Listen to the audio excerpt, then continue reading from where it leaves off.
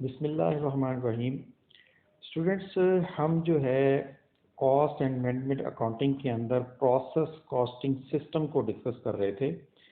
आज हम जो है अपने जो प्रीवियस जो लेसन है उसके सेकंड पार्ट के अंदर जो है उसी लेसन को हम कंटिन्यू करेंगे कि प्रोसेस कॉस्टिंग सिस्टम जो है वो क्या है। इसके अंदर और जो मुख्तलिफ किस्म की जो चीज़ें सामने आती हैं उनको आज हम डिस्कस करेंगे। ठीक है, इस लेसन के अंदर जो है हम प्रोसेस कॉस्टिंग के ऊपर बात करेंगे। ठीक है, उसके एलिमेंट्स के हवाले से डिस्कस करेंगे। ठीक है, और फिर उसके अलावा कॉस्ट प्रोडक्शन रिपोर्ट के जो फॉर्मेट है उसके ऊपर डिस्कस करेंगे और प्रैक्टिकल एग्जांपल्स की मदद से हम अपने प्रीवियस लेसन को जो है उसको मज़ीद डिटेल के साथ डिस्कस करेंगे। ठीक है,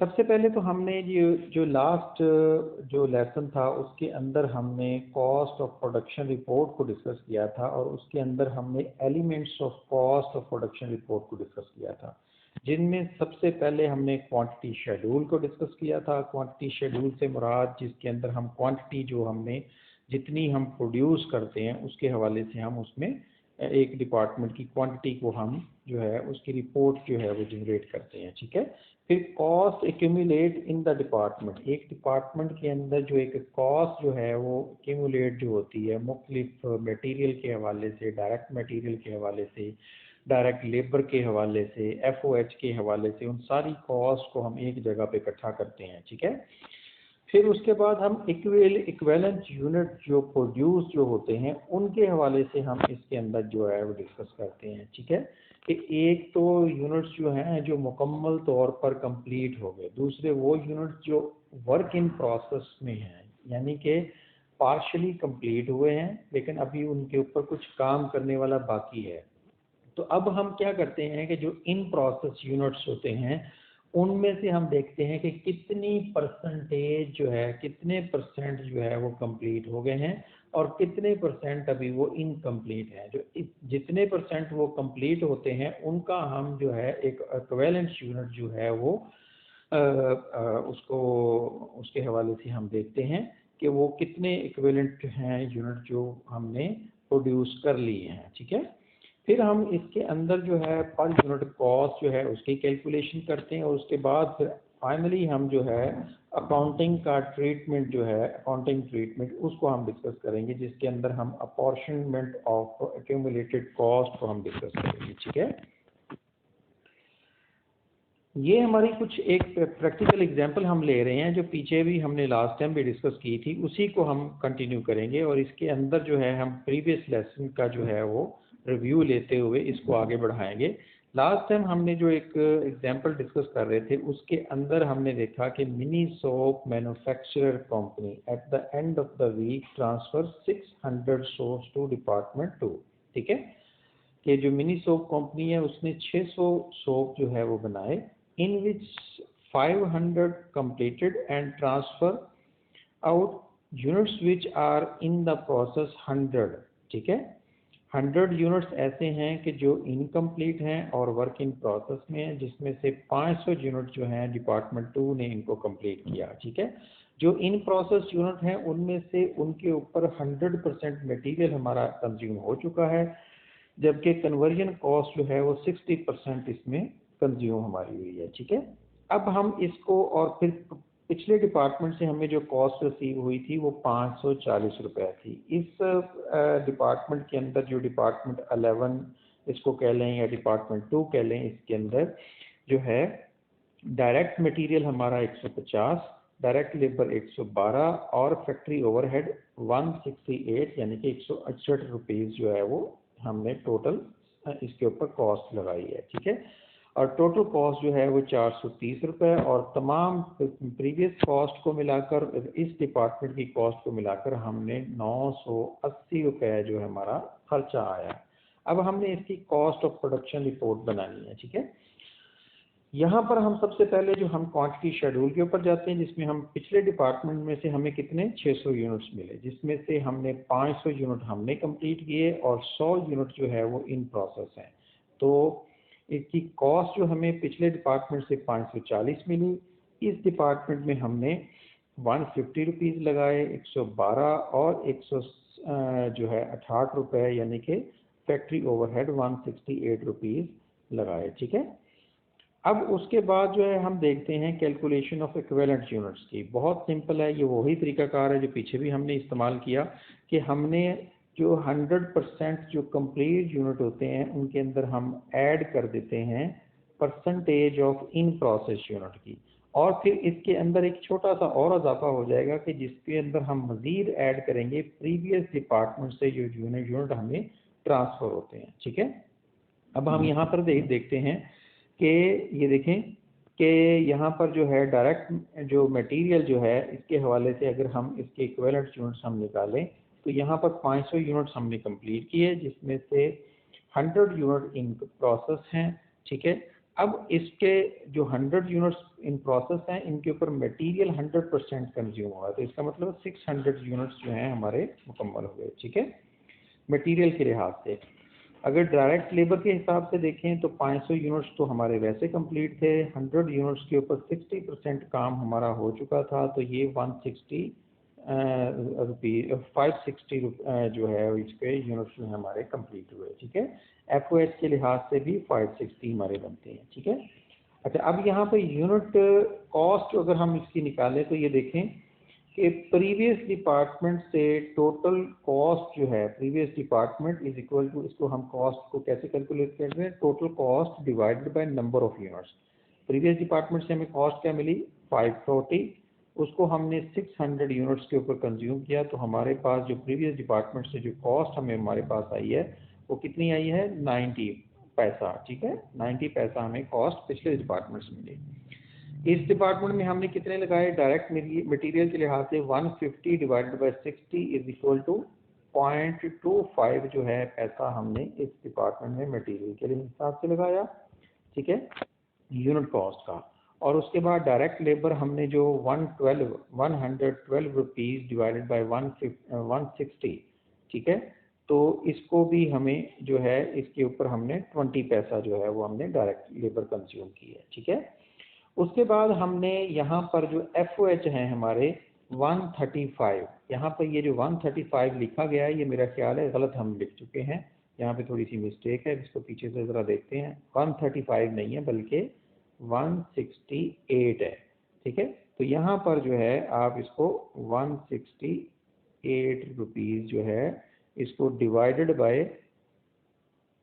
बाय यहाँ पर जो फिगर लिखी हुई है ये भी गलत है। ठीक है, तो डिवाइडेड बाय इसको 560 रुपीज़ के ऊपर आप डिवाइड करेंगे। ये जो है यहाँ पर ये देखें ना, हमने 5 इक्विवेलेंट यूनिट जो है 560 रुपीज़ FOH के लिहाज से हमने निकाला है। ठीक है, तो इसके ऊपर जब हम डिवाइड करेंगे तो ये हमारे पास जो है इज इक्वल टू 0.030 बनेगा। ठीक है, 30 पैसा।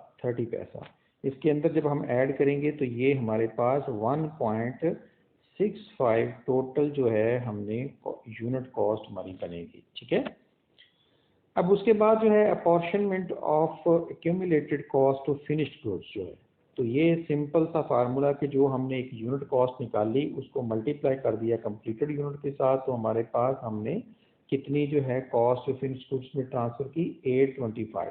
ठीक है, प्रीवियस डिपार्टमेंट से हमें इन प्रोसेस जो यूनिट्स जो हमारे हैं उसके ऊपर जो है 90 पैसा। ठीक है, और ये जो कॉस्ट अभी हमने निकाली 25 रुपीज़। ठीक है, डायरेक्ट मटेरियल के लिहाज से 20 पैसा जो है, और इन प्रोसेस में जो 60 हमारे पास यूनिट निकले उसका 20 पैसा के साथ से 12 रुपीज़ बनता है, और FOH के लिहाज से वो 18 रुपीज़ बनता है। तो इस तरीके से 145 जो है इन प्रोसेस यूनिट्स जो हैं उनकी कॉस्ट जो है हम वहाँ पे ट्रांसफ़र कर रहे हैं। तो इस तरीके से हमने टोटल कॉस्ट जो है 970 जो है वो हमारी टोटल कॉस्ट प्रोडक्शन की बनती है। ठीक है, यही हमने पीछे भी बनाई है। यहाँ पर अगर हम देखें इस जगह पर जो है तो ये हमारा जो है क्रॉस चेक भी हमारा अगर हम देखें तो क्रॉस चेक में हमारी बिल्कुल एक्यूरेट आ रही है। ठीक है, तो इसका मतलब है कि हमने जो कॉस्ट ऑफ प्रोडक्शन रिपोर्ट अभी ये बनाई है बिल्कुल ठीक है। अच्छा, अब हम थोड़ी सी अपनी एग्जांपल को थोड़ा सा इसके अंदर मॉडिफिकेशन करते हैं। ठीक है, और एक न्यू आगे देखते हैं कि इसमें हमने आगे फर्दर जो है इसके अंदर अगर कुछ चीज़ें आती हैं तो वो कैसी होंगी।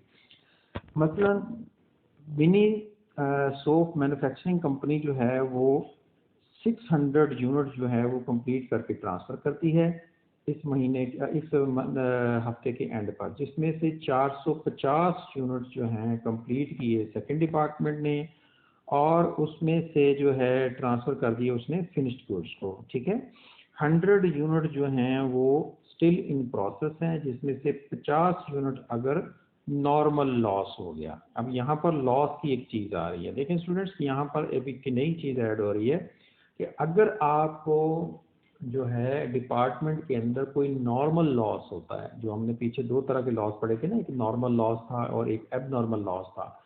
ठीक है, नॉर्मल लॉस कौन सा होता है कि जो एक्सपेक्टेड होता है, जिसके होने के हवाले से आपको पहले से अंदाज़ा होता है कि यहाँ तक हमारा लॉस हो सकता है, और एक एबनॉर्मल लॉस होता है जिसको हम अनएक्सपेक्टेड या एक्सीडेंटल लॉस भी बोल देते हैं, जो आपने सोचा नहीं होता लेकिन अनसर्टनली वो एक चीज़ हो जाती है, तो उस चीज़ को हम कहते हैं एबनॉर्मल लॉस।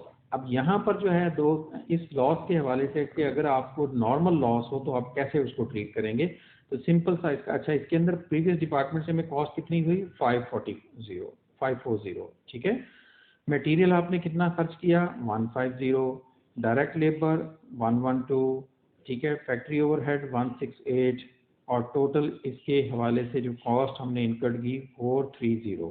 इस तरीके से टोटल कॉस्ट जो हमने इनकर्ड की है वो 970 है। ठीक है, तो हमने बनाना क्या है, कॉस्ट ऑफ प्रोडक्शन रिपोर्ट हमने बनानी है। ठीक है, अच्छा इसका भी elements of production report simple जो हम पीछे डिस्कस करते हुए आ रहे हैं वही क्वांटिटी शेड्यूल इसमें हम बनाएंगे, कॉस्ट एक्यूमुलेशन बनाएंगे, कैलकुलेशन ऑफ इक्विवेलेंट यूनिट्स हम करेंगे, फिर calculation of cost per unit हम मालूम करेंगे और apportionment of the accumulated cost, इसको या अकाउंटिंग ट्रीटमेंट हम इसका देखेंगे। ठीक है, तो यहाँ पर हमने देखा 600 यूनिट जो हमें पिछले डिपार्टमेंट से मिले, 450 हमने इस डिपार्टमेंट में बनाए, 100 यूनिट जो हैं स्टिल इन वर्क है और 50 यानी कि 50 यूनिट्स जो हैं वो नॉर्मली लॉस हो गए। ठीक है, तो इस तरीके से हमारे 600 जो है यूनिट्स जो है मुकम्मल हो जाती हैं। ठीक है, अब इनके ऊपर कॉस्ट का क्या सिनेरियो है कि पिछले डिपार्टमेंट से हमें 540 डिपार्ट कॉस्ट मिली, इसी तरीके से हमने जो कॉस्ट इनकर की 150 112 डायरेक्ट लेबर 168 जो है फैक्ट्री ओवरहेड, तो इस तरीके से टोटल कॉस्ट हमारी 970 बन जाती है। ठीक है, सिंपल सी जो है ये है, इसमें कोई ऐसी कॉम्प्लिकेशंस नहीं है। प्रोडक्शन जो है इक्विवेलेंट यूनिट की वही फार्मूला है, लेकिन इसके अंदर कोई ऐसी चीज़ नहीं है, जैसे हमने ये देखा जी 450 प्लस पार्शली कंप्लीटेड जो है हमें 100% जो है, ये जो 450 थे ये 100% कंप्लीट थे, तो इसको अंदर हमने 100 को जो है वो कंप्लीट इसके अंदर ऐड कर दिया। ठीक है, तो ये 550 जो है हमारे टोटल यूनिट्स बन गए। ठीक है, उसके बाद डायरेक्ट लेबर जो है, डायरेक्ट मटेरियल जो है जो इस डिपार्टमेंट में हमने खर्च किया, जिसमें 450 तो हमने यूनिट मुकम्मल तौर पर बनाए, जिसमें से 100 यूनिट जो हैं जो स्टिल इन वर्किंग प्रोसेस है वो डायरेक्ट मटेरियल के लिहाज से 100% मुकम्मल हैं। तो इस तरीके से 550 जो हैं ये डायरेक्ट मटेरियल के लिहाज से यूनिट जो है वो बन जाती हैं। ठीक है, डायरेक्ट लेबर का इसी तरीके से पिछला जो हमने पीछे डिस्कस किया था वहाँ पे भी 510 बने हैं। ठीक है, इसी तरीके से यहाँ पर FOH 510। अब हम यहाँ पर इसकी अगर यूनिट कॉस्ट निकालें तो यूनिट कॉस्ट कैसे निकलेगी, 540 प्रीवियस डिपार्टमेंट की जो कॉस्ट थी उसको नंबर ऑफ यूनिट्स के ऊपर डिवाइड किया तो हमारे पास यहाँ पे 0.98182 जो है कॉस्ट निकल आती है। ठीक है, डायरेक्ट मटेरियल हमने निकाल लिया, इसी तरीके से 150 जो कॉस्ट हमारी टोटल इस दफ़ा जो हमने यहाँ पे कंज्यूम की उसको हमने डिवाइड कर दिया नंबर ऑफ यूनिट्स के ऊपर, इक्विवेलेंट नंबर ऑफ यूनिट्स के ऊपर, तो हमारे पास ये कॉस्ट आ गई। इसी तरीके से डायरेक्ट लेबर और इसी तरीके से FOH। अब यहाँ पर भी थोड़ी सी गलती है, ये 135 जो है यहाँ पर भी गलती से लिखा गया है, यहाँ पर भी 168 जो है वो है। ठीक है, फिगर, और इसके हिसाब से आप कैलकुलेट कर सकते हैं इसको। ठीक है, डिवाइडेड बाय 510 होगा। सही है, ये जो सही है ये फिगर ठीक है, क्योंकि हमने यहाँ पर जो है 510 ही कैलकुलेट किया हुआ है। ठीक है, apportionment accommodated cost same formula कि इसके साथ में हमने जो यहाँ पर जो यूनिट कॉस्ट निकाली है ये वाली जो 1.80357, इसको हमने मल्टीप्लाई कर दिया जितने यूनिट हमने कंप्लीट किए। तो फिनिश्ड गुड्स के अंदर हमने कॉस्ट मैंने कितनी इसमें ट्रांसफ़र की 812। ठीक है, और इन प्रोसेस हमारी कितनी है, ठीक है, वो ये है सिंपल जो हमारी कॉस्ट जो यहाँ पर हमने कैलकुलेट की, ये देखें यहाँ पर इसको हमने मल्टीप्लाई कर दिया प्रीवियस डिपार्टमेंट के 100 यूनिट जो स्टिल इन प्रोसेस हैं। ठीक है, और इसी तरीके से डायरेक्ट मटेरियल के कॉस्ट को उसके साथ, और फिर डायरेक्ट लेबर, फिर FOH के हवाले से। तो हमारे पास जो है वर्क इन प्रोसेस में जो जो फिगर्स आ जाती हैं वो सारी यहाँ पर आ जाती हैं। ठीक है, तो यहाँ पर 970 वही वाली फिगर निकलती है जो पीछे हम कैलकुलेट कर चुके हैं। ठीक है, तो ये हमारा क्रॉस चेक भी मुकम्मल हो जाता है। ठीक है, अच्छा, अब यहाँ पे cost of previous preceding department जो है, पिछले डिपार्टमेंट से जो कॉस्ट निकली ट्रांसफर टू फिनिश्ड गुड जो है वही सेम जो है, इसको उसके साथ मल्टीप्लाई करेंगे तो ये इस तरीके से हमारे पास आ जाता है। ठीक है, ये देखें यहाँ पे इसको इसके साथ मल्टीप्लाई करेंगे तो ये आपके पास जो उसके जो फिनिश गुड्स को हम ट्रांसफ़र किए हैं कॉस्ट जो है। ठीक है, ये वर्किंग प्रोसेस को थी और वो फिनिश गुड्स के हवाले से थी। ठीक है, यहाँ पे अच्छा, अब हम ज़रा थोड़ा सा इसको अपनी एग्जाम्पल के अंदर एक और चीज़ ऐड कर लेते हैं कि यहाँ पर जो है 600 यूनिट हमें पिछले डिपार्टमेंट से मिले। ठीक है, 300 यूनिट जो हैं वो still in work in process है। ठीक है, 100% direct material had been incurred, जिसके ऊपर हम 100% जो है डायरेक्ट मटेरियल हमने इनकर कर चुके हैं। 75% जो है कन्वर्जन कॉस्ट हम लगा चुके हैं। रिमेनिंग जो है 100 यूनिट्स वर एबनॉर्मली लॉस। ठीक है ना, कि अब 100 यूनिट ऐसे हैं कि जो इसमें एबनॉर्मली लॉस इनका हो गया है। ठीक है, जो कि जो लॉस हुए हैं यूनिट उनके ऊपर भी 100% मटेरियल हम खर्च कर चुके थे और 50% कन्वर्जन कॉस्ट भी इसमें लगी थी। तो यहाँ पर इस एग्जांपल के अंदर एक स्टूडेंट ध्यान में रखें कि यहाँ पर पिछले वाले में जो एग्जांपल अभी हमने डिस्कस की उसके अंदर था नॉर्मल लॉस, अब यहाँ पर है एबनॉर्मल लॉस। तो एबनॉर्मल लॉस जब यहाँ पर होगा तो इसमें हम किस तरीके से इसको अकाउंट फॉर करेंगे, ये देखें सिंपल सा है, ये भी कोई इतना मुश्किल नहीं है। इसके अंदर भी मटेरियल हमारे जो इस डिपार्टमेंट में हमने लगाया 500, डायरेक्ट लेबर 225, फैक्ट्री ओवरहेड 135। ठीक है, और टोटल हमारा 860 जो है हमारी कॉस्ट इनकर्ड हुई है। तो बनानी क्या है हमने, कॉस्ट ऑफ प्रोडक्शन रिपोर्ट। अब यहाँ पर हम जाते हैं, ये देखें जो कॉस्ट ऑफ इक्विवेलेंट यूनिट जो है इसमें 600 यूनिट जो है जो हम इसमें टोटल जो मुकम्मल किए प्रोड्यूस किए। 400 जो यूनिट्स जो हैं वो इसके अंदर जो है ऐसे हैं कि जो डिपार्टमेंट फर्स्ट के लिहाज से जो है ना मुकम्मल जो उसमें हो चुके हैं। ठीक है, और उसके बाद 100 यूनिट जो है हमारे जो एबनॉर्मली लॉस हुआ। ठीक है, जिनका तो इस तरीके से जो है यहाँ पर जो है ना 300 यूनिट्स हैं। बेसिकली ये गलती से लिखा गया है 300 यूनिट्स हैं। ठीक है, 300 को 100 के साथ मल्टीप्लाई करेंगे 100% के साथ तो ये यहाँ पर 300 ही निकलेगा। तो 600 ये 300 ये और 100 ये, तो इस तरीके से 1000 यूनिट्स ये बनेंगे। ठीक है, उसके बाद डायरेक्ट लेबर जो है 600 यूनिट्स जो मुकम्मल कर लिए, 300 इन प्रोसेस, और उसके बाद 100 यूनिट जो हमने एबनॉर्मली हमारा लॉस्ट जिनका हुआ। तो उनका जो है जो जितने परसेंट वो कंप्लीट हो गए थे उतने परसेंट का हमने इक्विवेलेंट उनका निकाल लिया। तो ये 875 जो है डायरेक्ट लेबर और FOH के लिहाज से मुकम्मल हो गए। ठीक है, अब ये स्टूडेंट्स ये कैलकुलेशंस जो है ना आप लोग थोड़ा सा इसको साथ साथ में देख लीजिएगा। ठीक है, यहाँ पे अगर मैं इन चीज़ों को साथ साथ में करूँगा तो ये इसको वीडियो जो है हमारी लेंथी हो जाती है। मैंने यहाँ पे इनके आंसर साथ साथ में लिखे हुए हैं और आपको तरीकाकार साथ में बता रहा हूँ। ठीक है, अच्छा यहाँ पे यूनिट कॉस्ट जो है 500 टोटल जो यूनिट जो है हमने मुकम्मल किए। ठीक है, और डिवाइड कर दिया हमने उनको 100 जो उसके ऊपर जो 500 जो कॉस्ट इंकर्ड हुई और 100 यूनिट जो टोटल उसके ऊपर हमने यूनिट जो मुकम्मल किए। तो इस तरीके से हमारे पास जो एक यूनिट कॉस्ट निकलती है डायरेक्ट मटेरियल के लिहाज से वो 0.50 निकलती है। ठीक है, डायरेक्ट लेबर के हिसाब से 225 हमने कॉस्ट इनकर की थी और यूनिट के ऊपर डिवाइड किया तो ये हमारे पास कॉस्ट निकल आई। एफओएच के लिहाज से 135 नहीं है, ये मेरा ख्याल है 168 है शायद, या पीछे 135 ही है यहाँ पर। ठीक है, वो पीछे वाली एग्जांपल मेरे ज़हन में आ रही है, एक मिनट ज़रा थोड़ा सा इसको जो है, हाँ यहाँ पे 135 है बिल्कुल एग्जैक्टली। ठीक है, तो इसके लिहाज से यहाँ पे हमारी ये आंसर निकल आता है।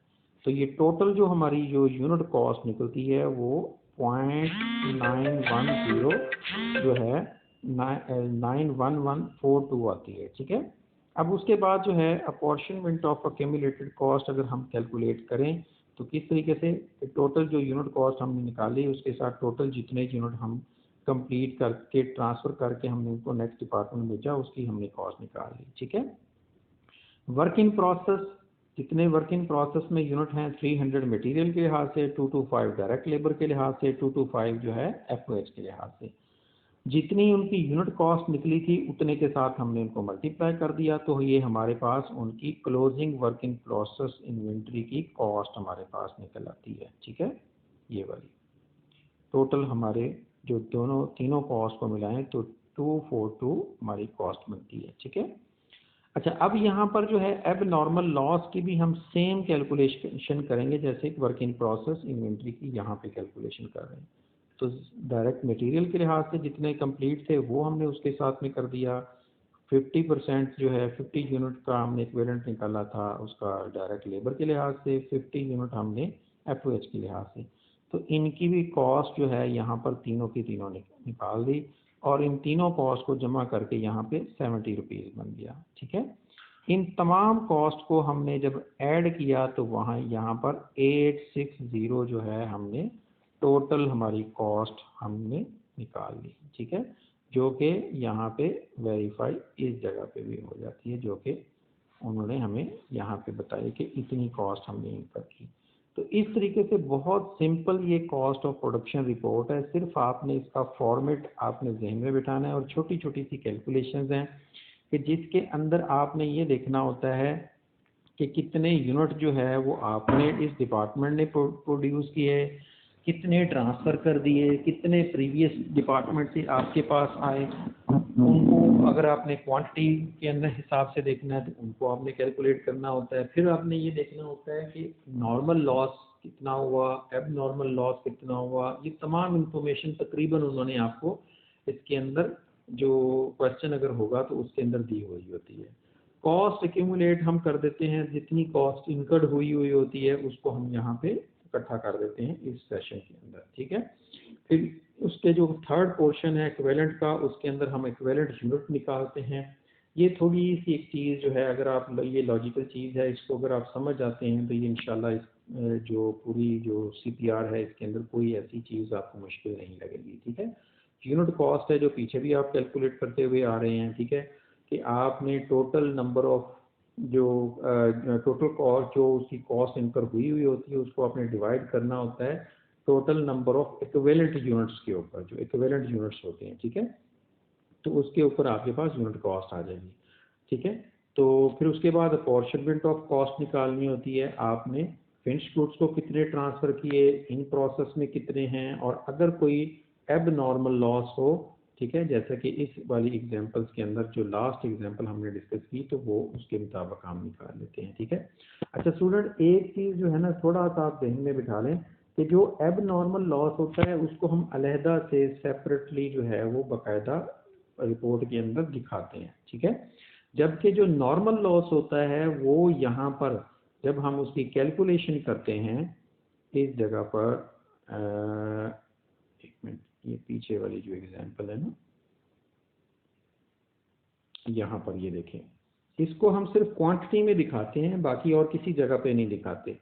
और इसका जो बर्डन होता है, जो नॉर्मल लॉस जो यूनिट होते हैं, इनका बर्डन जो होता है बाकी यूनिट्स के ऊपर जो है वो चला जाता है, जिसकी वजह से हमारी जो यूनिट कॉस्ट होती है वो बढ़ जाती है। यानी कि ये देखें यहाँ पर जो है टोटल हमारे 600 यूनिट थे, जिनमें से 50 यूनिट जो है वो हमारे नॉर्मली लॉस्ट हो गए। तो हमने उतने यूनिट जो है माइनस करने के बाद जब डिवाइड करेंगे तो ये यूनिट कॉस्ट होती है हमारी, ये बढ़ जाती है। ठीक है, तो जब यूनिट कॉस्ट बढ़ जाएगी तो ये कॉस्ट जो लॉस जो होता है वो ऑटोमेटिकली चार्ज हो जाता है।